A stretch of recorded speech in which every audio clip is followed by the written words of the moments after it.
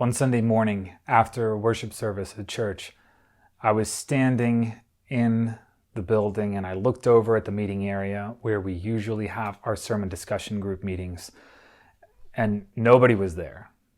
Attendance had been inconsistent during the COVID state of emergency, so I assumed that probably nobody was coming.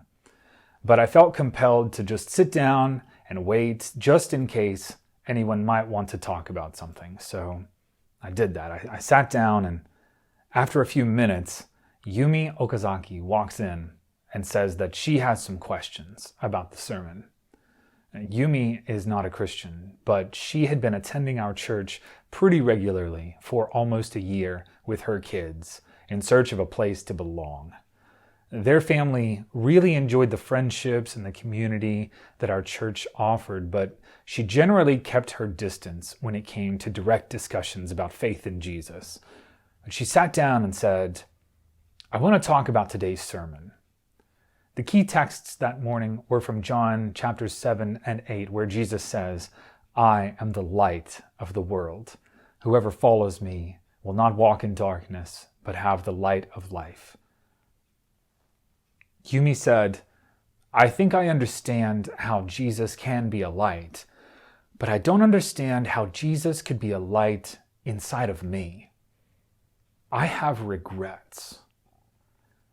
Yumi had been coming to our house regularly for Bible study for nearly a year, and she had already shared that she had a pretty traumatic upbringing.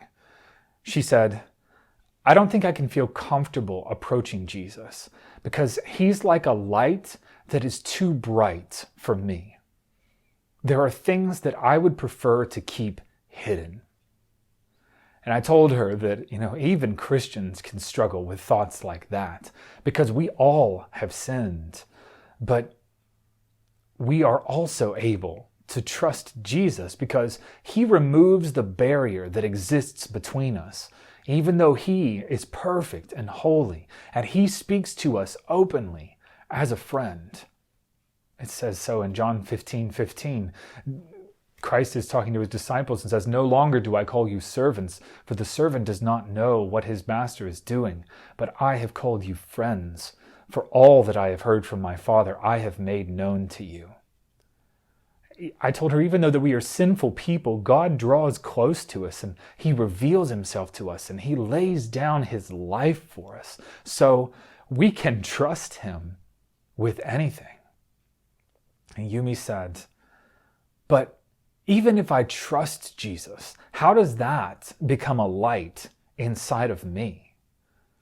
So I shared 2 Corinthians 4:6, which says, "For God, who said, 'Let light shine out of darkness,' has shone in our hearts to give us the light of the knowledge of the glory of God in the face of Jesus Christ." I told her that God creates light inside of us the same way that he created light from darkness in the very beginning. The Spirit of God moves in us to speak life into a heart where before there was no light or life. At this point, she said, "Yes, but if I become a Christian, then my parents will think that I have abandoned them because Buddhists want their children to care for them."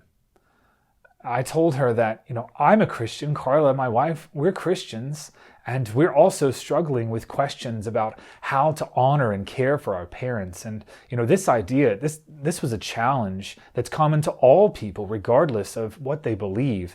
However, I showed her that there are verses where God commands children to obey their parents. And I also showed her how Jesus rebuked Pharisees for using religion as an excuse to abuse their parents. And I told her that you can have faith in Christ and you can still honor your parents as a Japanese person, even if you're a Christian. Now, up to that point, I had had dozens of conversations with Yumi, and I know that I had presented explicit and deep gospel truths to her many times before that conversation. But at the end of that conversation, she walked up to me and she shook my hand, which is something that Japanese people don't typically do. And she said to me, "You and I have just had our first real conversation.